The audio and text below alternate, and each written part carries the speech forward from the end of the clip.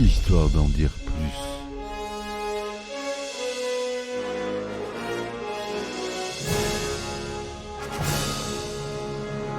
Eh ben attendez, on est en France. Allez, cul sec. Hop.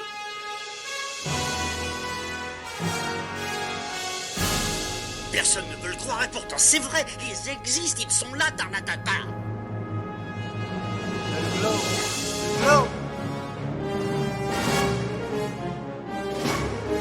Il faut qu'on pète.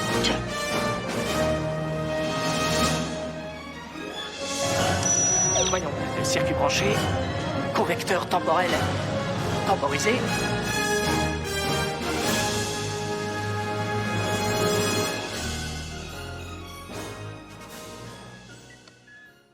Good morning Vietnam. Eh non, c'est pas un test micro, c'est du rock'n'roll. C'est l'heure du rock. Bonjour, bienvenue sur Histoire d'en dire plus. Vous aurez sûrement reconnu le cri de notre cher ami Robin Williams qui annonce l'épisode du jour. J'ai dénommé le film Good Morning Vietnam. Un film produit par la Touchstone Pictures, mis en scène par Barry Levinson et sorti en 1987. C'est une comédie dramatique avec pour fond la guerre du Vietnam. Donc, le film met en scène Robin Williams dans le rôle d'un animateur de radio, en partie inspiré de la vie d'Adrian Cranauer, un véritable vétéran du Vietnam. Les acteurs principaux sont Robin Williams, Forest Whitaker, Bruno Kirby, J.T. Walsh. Le synopsis du film. Au Vietnam, en 1965, la guerre a commencé depuis presque 2 ans. L'animateur de radio, Adrian Cranauer, est transféré de Crète à Saigon. Il vient prendre un poste à la radio de zone démilitarisée, Radio Forces Armées. Il est accueilli par son futur adjoint, le première classe Edwig Harlick. Cranauer n'est lui aussi qu'un simple soldat de l'aviation, mais c'est déjà un animateur au succès reconnu. Et c'est pour cela que le général Taylor l'a spécialement fait venir de Crète. À la radio, il fait la connaissance de ses collègues, et notamment de ses 2 supérieurs directs, le second lieutenant Hulk, qui commande l'équipe des animateurs, et le sergent-major Dickerson, qui commande la station. Hawk est un incompétent, peut respecter des hommes qu'il a sous ses ordres, et son incompréhension du goût du public et du sens de l'humour le ridiculise encore plus. Dickerson est un ancien des forces spéciales, militaire de carrière, mais réformé à cause d'un problème médical, et beaucoup plus vachard que son subordonné envers le manque de respect dû à son rang. Entre lui et Cranauer, peu enclin au service, les frictions sont présentes dès le premier jour. Cranauer, Robin Williams, se montre à la hauteur de sa réputation, faisant des imitations de vedettes connues, jouant des calembours ou interprétant différents personnages loufoques et passant de la musique non recommandée. Il ouvre toujours sa émission par un « Good Morning Vietnam » en VO, assourdissant. Hawk ne comprend pas son humour, ne supporte pas sa musique, mais le reste de la station est emballé, et les GIs encore plus. Dans le même temps, Cranauer fait la connaissance de Jimmy Wah, tenancier du bar préféré des soldats. Il rencontre également une jeune fille, Trinh, une Vietnamienne, qui semble insensible à son charme. Cranauer la suit jusqu'à sa classe d'anglais et en échange d'un pot de vin, prend la place du professeur et à la place d'un anglais littéraire, il enseigne à sa classe de vietnamiens l'argot des rues, ce qui améliore considérablement la motivation des élèves d'âge très variés. Tuan, un autre élève, repère vite le manège de Cronauer et met le holà. Il est le frère de Trin et se méfie des Américains, tels Cronauer, qui veulent séduire les jeunes filles de son pays. Pour le remettre dans sa poche, Cronauer l'invite à boire une bière chez Jimmy. Malheureusement, 2 soldats hérités par Cronauer prennent à partie Tuan, ce qui déclenche une bagarre. Cronauer est sévèrement réprimandé par Dickerson, mais il ne peut vaincre l'apparente désinvolture de l'animateur.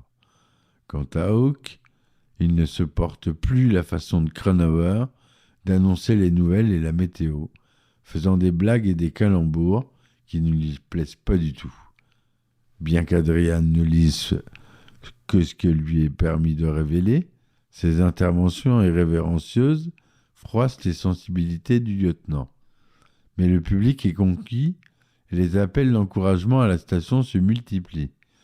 Cronauer commence à jouer avec la ligne jaune en inventant des nouvelles fabriquées de toutes pièces, puis en ridiculisant une intervention de vice-président Nixon, en trafiquant la bande-son de son discours.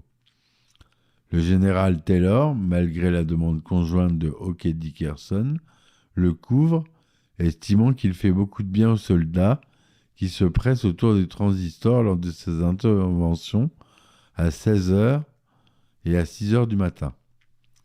Il ordonne notamment à Dickerson d'arrêter ses récriminations contre l'animateur, tout chef de station qu'il est. Cronauer continue ses cours d'anglais et décroche un rendez-vous privé avec Trin. En fait de privé, Trin est accompagnée par une dizaine de membres de sa famille qui jouent les chaperons. Trin elle-même ne semble pas très enthousiaste devant les efforts de l'Américain et lui explique qu'ils ne peuvent pas avoir de relation normale compte tenu de leurs différences. Mais alors qu'Adrian est attablé chez Jimmy, Tuan lui conseille de venir avec lui car Trin le demande. Cronauer sort du bar juste avant qu'une bombe explose, tuant 2 soldats. L'animateur est secoué par ce drame qui se passe juste avant son temps d'antenne. Arrivé à la station, il a ordre de ne pas parler de l'attentat, non officiel selon l'armée. Il dépasse cette fois la limite en s'enfermant dans le studio et en parlant de l'explosion et des morts et blessés qui en ont résulté. C'est Dickerson qui met fin lui-même à l'émission et qui obtient du général Taylor la mise à pied de Cronauer, remplacé au pied levé par Hawk, en attendant de trouver un successeur. Pendant que Cronauer prend le peu de temps pour visiter le village de Trin et Tuan, Hawk, fier d'avoir enfin son émission, fait des imitations stupides à l'antenne et ne passe que de la polka à la place du rock'n'roll que Cronauer préférait.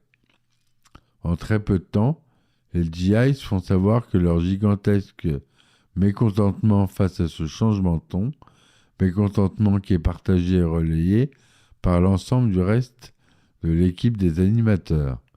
Le général Taylor réintègre rapidement Adrian, mais celui-ci, qui ne souhaite pas reprendre, en ayant assez de la censure imposée par la station.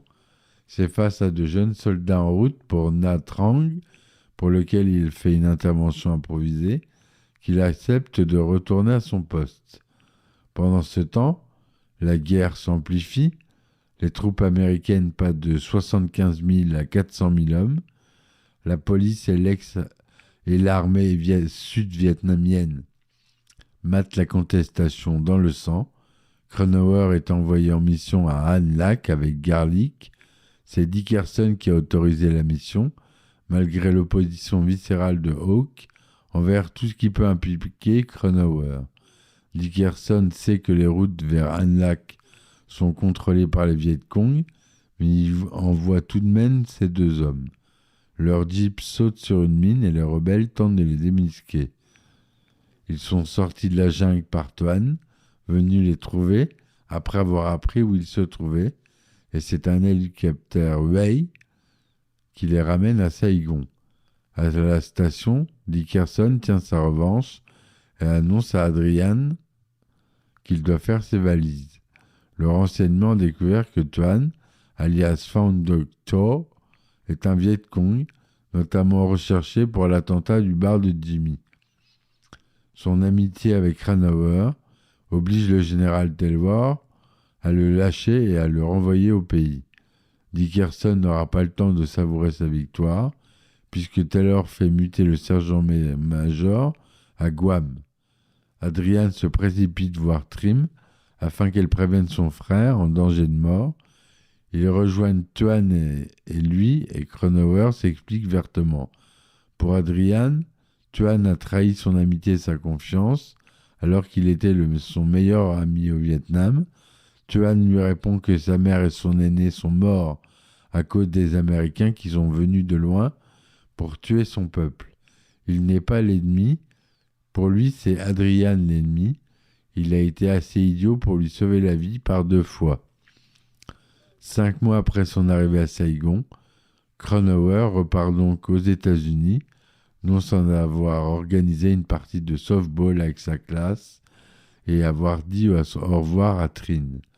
Il laisse également une bande à Garlic contenant ses adieux aux troupes, que son adjoint passe lui-même à l'antenne et qui sont lui tout aussi irrévérencieux qu'avant. Voilà comment se termine ce fabuleux film de Barry Levinson, grand réalisateur. À la musique, on a Alex North. Le budget était de 13 millions de dollars, une estimation. Hein. C'est tourné en anglais avec quelques dialogues en vietnamien. Tourné en couleur en 35 mm et 70 mm en 1,85e son Dolby Stereo 6 pistes. Le film dure 121 minutes. Il est sorti aux États-Unis le 23 décembre 1987, en France le 7 décembre 1988, presque un an après. Il est classé tout public. Robin Williams y joue Adrian Cranauer.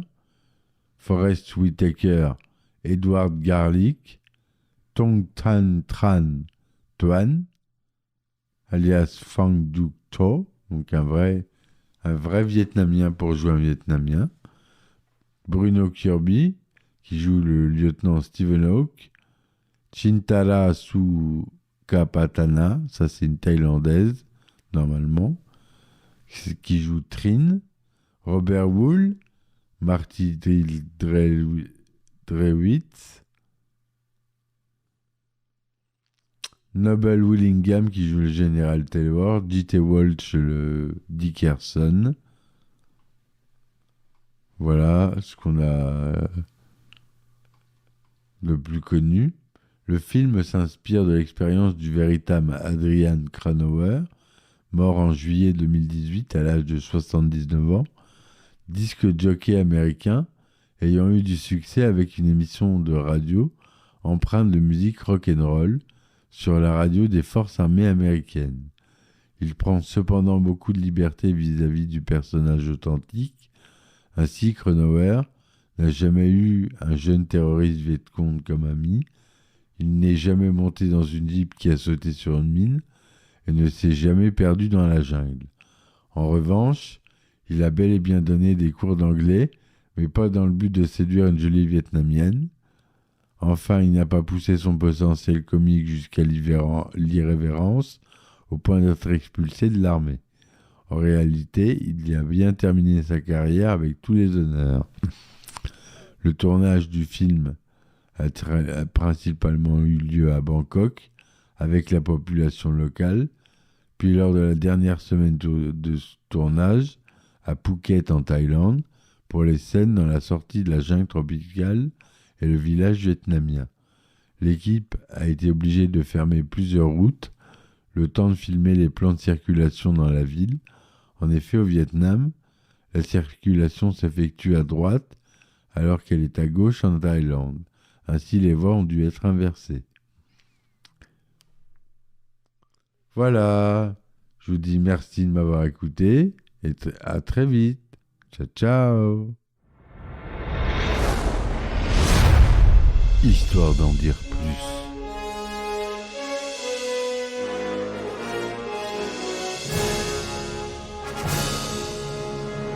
Eh ben attendez, on est en France. Allez, cul sec. Hop.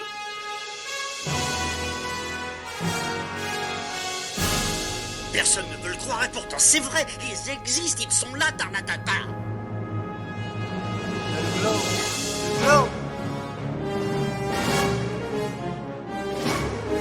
Il faut qu'on pète.